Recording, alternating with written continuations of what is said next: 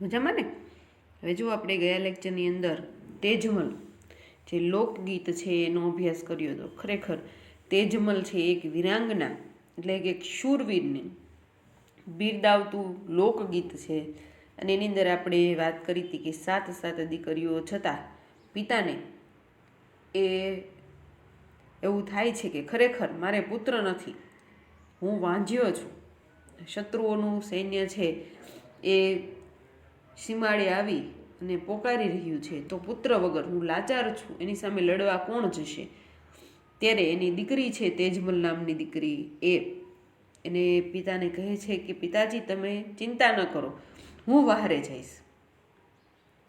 અને પોતે એક પુત્રી છે, દીકરી છે, તો તેના જે કંઈ સ્વરૂપો છે, લક્ષણો છે, કઈ રીતના છુપાવશે અને યુદ્ધ મેદાનની અંદર દુશ્મનો છે એને પીછેહઠ કેવી રીતના કરાવશે, હારનું મોઢું કેવી રીતના દેખાડશે, એવી બધી ચર્ચા કરતું આ લોકગીત છે. સરસ મજાનું આપણે અડધું લોકગીત છે એનો અભ્યાસ કર્યો.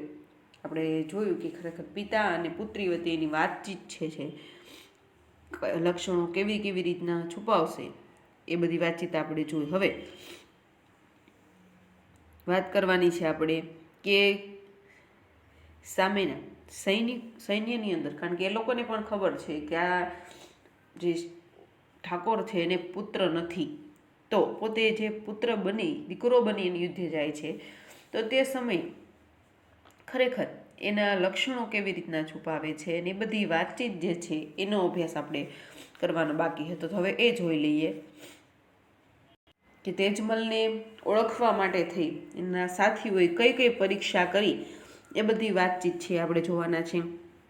તો એ પંક્તિ છે જો 147માં પેજ ઉપર છેલ્લેથી બીજી પંક્તિ છે કે ચલો મારા સાથી આપણે સોની હાટ જઈએ રે, સોની હાટે જઈ અસતરી પારખીએ. અસતરી એટલે સ્ત્રી, કે હાટ એટલે કે બજાર, દુકાન. સોની દુકાન જે છે, સોનીની દુકાન, ત્યાં જઈ અને સ્ત્રી પારખીએ. કારણ કે મોટા ભાગે સ્ત્રીઓની પ્રિય છે સોનાની વસ્તુઓ હોય, એ પછી કાનની બુટ્ટી હોય, નાકની ચૂક હોય, ગળાનો હાર હોય, હાથની બંગડીઓ હોય કે પગના ઝાંઝર હોય. સોનાની વસ્તુઓ છે સ્ત્રીઓને ખૂબ જ આકર્ષક હોય છે. એટલે કે સોનાની દુકાને જઈ, સોની હાટ એટલે સોનાની દુકાને જઈ અને સ્ત્રી પારખીએ કે સ્ત્રી હશે તો એને, પુરુષ હશે તો એના બેરખડે મન મોશે રે, અસતરી હશે તો એના ઝુમણ લે મન મોશે રે. બેરખડે, બેરખા એટલે પુરુષોને કાંડે પહેરવાનું ઘરેણું, કાંડામાં પુરુષો જે ઘરેણું પહેરે, એ પછી શું કે કડું ને એવું જે પહેરતા હોય તે, કે પુરુષ હશે તો તેના બેરખડે મન મોશે, તો એને એ વસ્તુ ગમશે. અને જો સ્ત્રી હશે તો એના ઝુમણ લે, ઝુમણ લે શબ્દ છે એનો અર્થ થાય છે સોનાનો હાર, ચમકતો સોનાનો હાર, એમાં મન મોશે રે. ત્યાર પછી શું કે છે, સંધા સાથીડાએ ઝુમણા મુલવિયા રે, તેજમલ ઠાકોરિયાએ બેરખા મુલવિયા રે. કારણ કે પોતે એક પુરુષ બની અને લડવા જવાનું છે, તો એના લક્ષણો પણ એ કઈ રીતના છુપાવે છે એ વાત અહીંયા કરી છે. સંધા સાથીડાએ એટલે એની સાથે જે બધા હતા, બધા સાથીઓએ શું મુલવ્યું? ઝુમણલા, ઝુમણા મુલવી એટલે કે સોનાના હાર છે ખરીદ્યા, મુલવિયા એટલે ખરીદ્યા અને એને પસંદ કર્યા.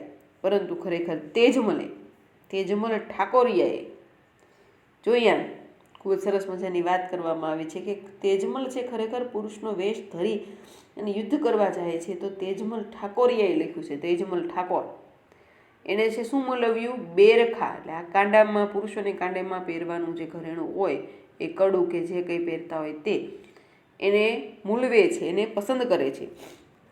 ત્યાર પછી બીજી પરીક્ષા થાય છે કઈ, કે ચાલો મારા સાથી આપણ વાણી હાટે જઈએ રે, વાણી હાટે જઈને અસતરી પારખીએ રે. વાણી હાટ એટલે વાણિયાની દુકાન.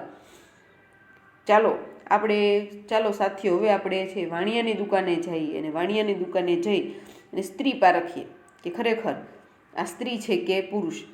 પુરુષ હશે તો એના પાઘડીએ મન મોહશે રે, અને અસત્રી હશે તો એના ચુંદડીએ મન મોહશે રે.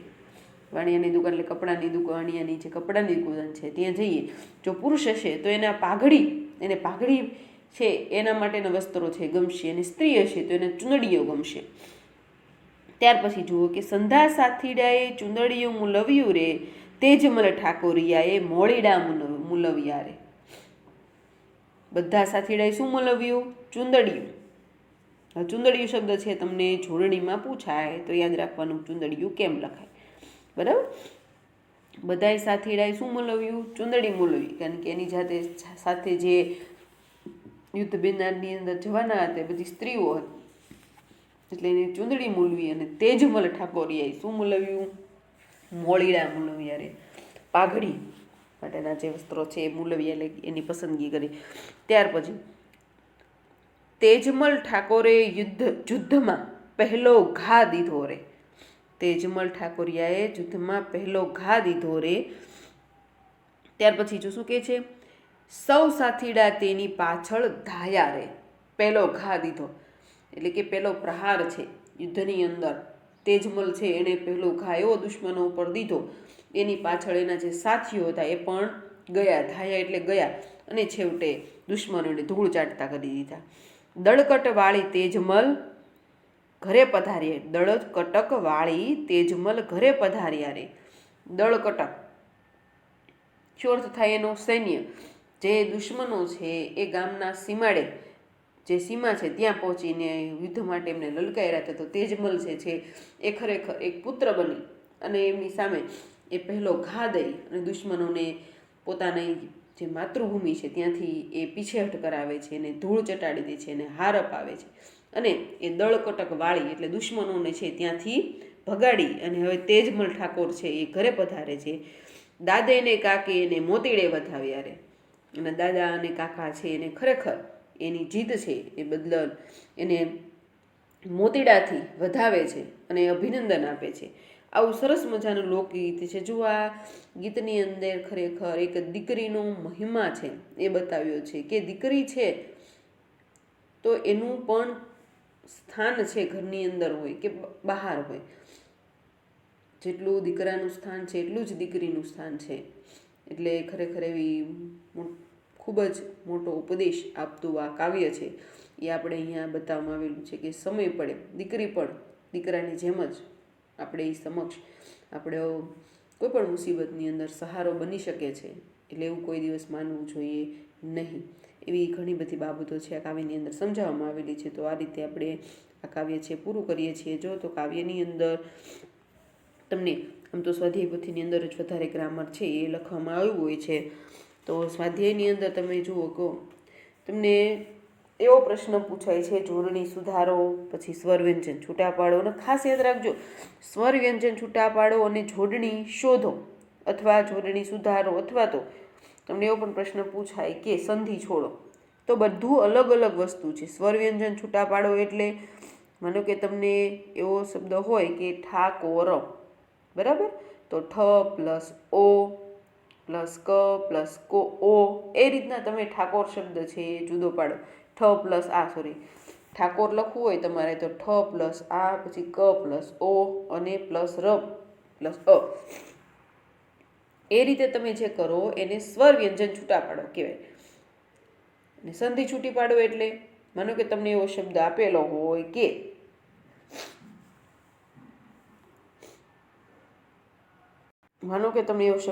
હોય કે નાયક, તો ન પ્લસ ઈક એમાંથી નાયક શબ્દ બને. એ તમે જે લખો એને સંધિ છૂટી પાડી કહેવાય. એટલે ખાસ બધા વિદ્યાર્થીઓ ધ્યાનમાં રાખવાનું કે બધી વસ્તુ અલગ છે. સ્વર વ્યંજન છૂટા પાડો પ્રશ્ન પૂછાય તો એ વચ્ચે તમે પ્લસ પ્લસ કરીને સ્વર અને વ્યંજન જે છૂટા પાડો એ.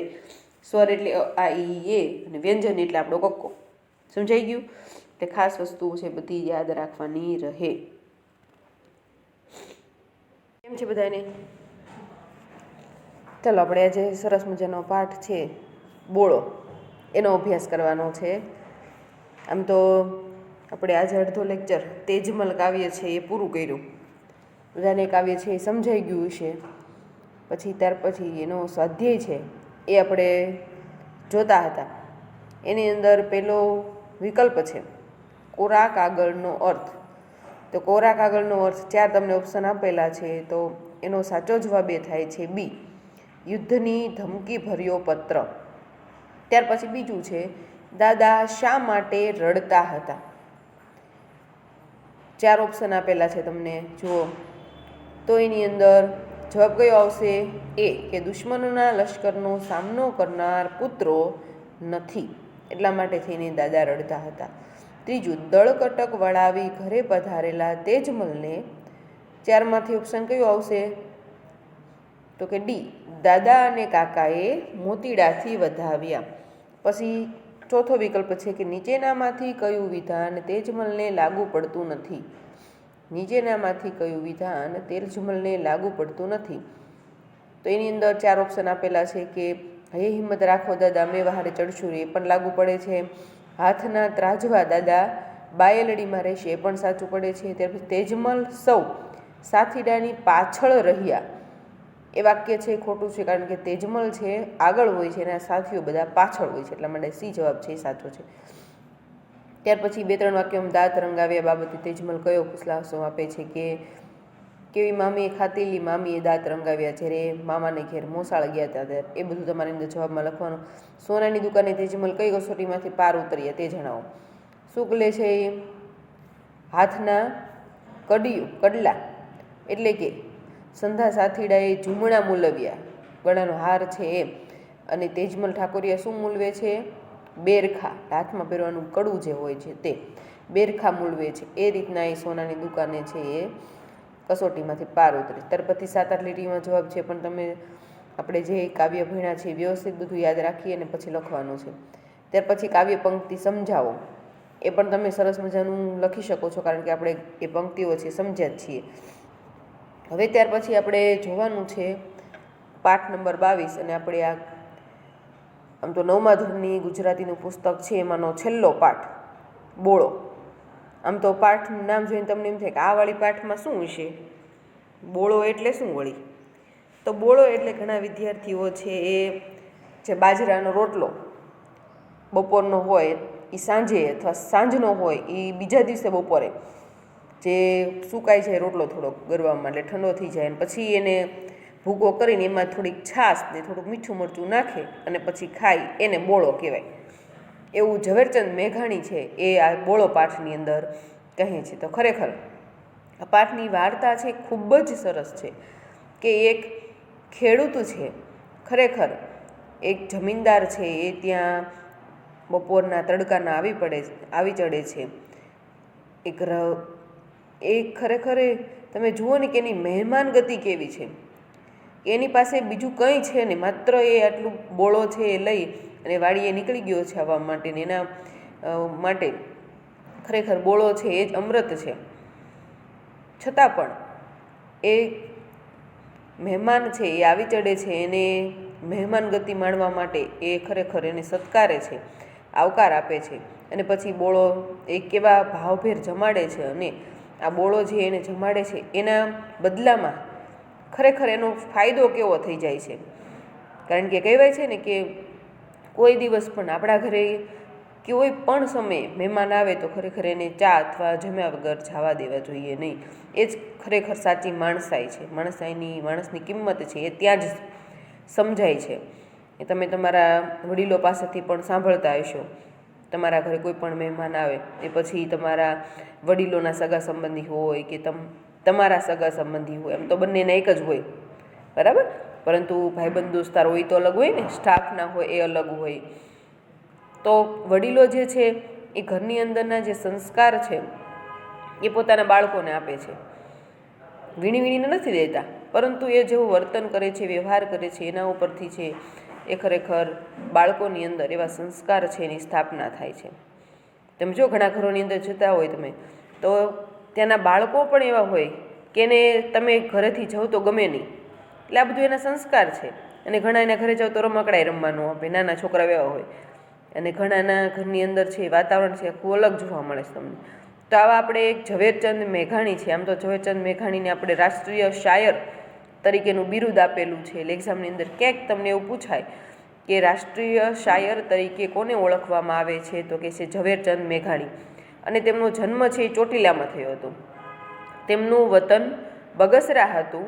તેઓ શામળદાસ કોલેજ ભાવનગરમાં ભણ્યા હતા, અને તેમની સૌરાષ્ટ્રની રસધાર, સોરઠી બહારવટીઓ, સોરઠી સંતવાણી, દાદાજીની વાતો વગેરે લોકવાર્તાના સંપાદનો આપ્યા છે.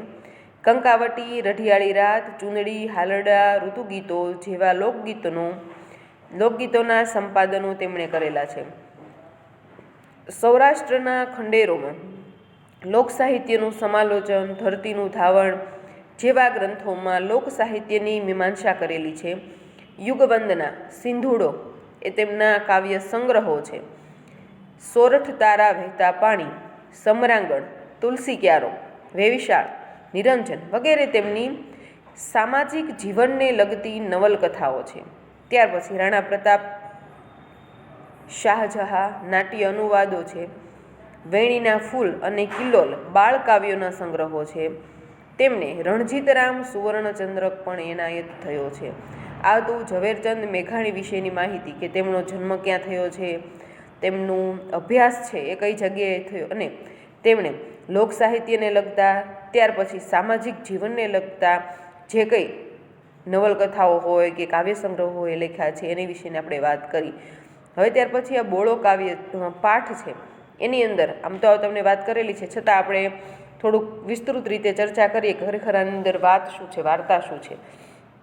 તો કે છે બોળો લોકવાર્તામાં ભાવનગરના ઠાકોર વજેસંગજી અને ખેડૂત સોંડાની જુદી જુદી ઘટનાઓ દ્વારા ઠાકોર વજેસંગજીની દિલદારી અને કર્તવ્ય નિષ્ઠા વ્યક્ત થઈ છે. વૈશાખના તાપમાં એક અજાણ્યા ઘોડે સવારને સોંડો એટલે જે ખેડૂત હોય છે તે પ્રેમથી બોળો જમાડે છે. સાથે સાથે પ્રજાને પડતી હાડમારી કહેતો જાય છે ને રાજા વિશે પણ કડવા વેણ બોલે છે. વેણ એટલે વચન.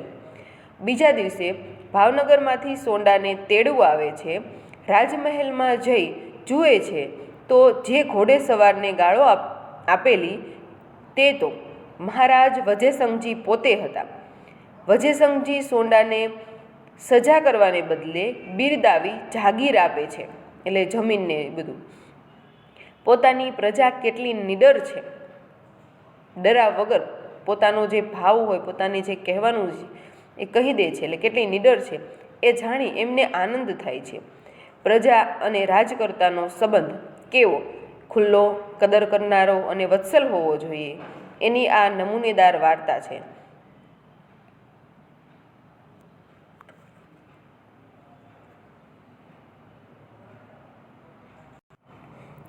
આપણા ભાવનગરની વાર્તા છે એટલે બધાને ખૂબ મજા આવશે સાંભળીને. પણ હવે જો તમારે ક્લાસની અંદર હોત તો હું તમને આપણા ભાવનગરનો ઇતિહાસ છે જાણી લાવવાનું કહેત કે આપણા ભાવનગરનું રચના કેવી રીતને થઈ, કયા કયા રાજાઓએ કેવો કેવો ફાળો આપ્યો, એ તમારે બધાને તૈયારી તો રાખવાની જ છે, કારણ કે થોડાક ટાઈમમાં સ્કૂલો ખુલશે એટલે આ પ્રશ્નો તો હું તમને બધાને પૂછીશ જ.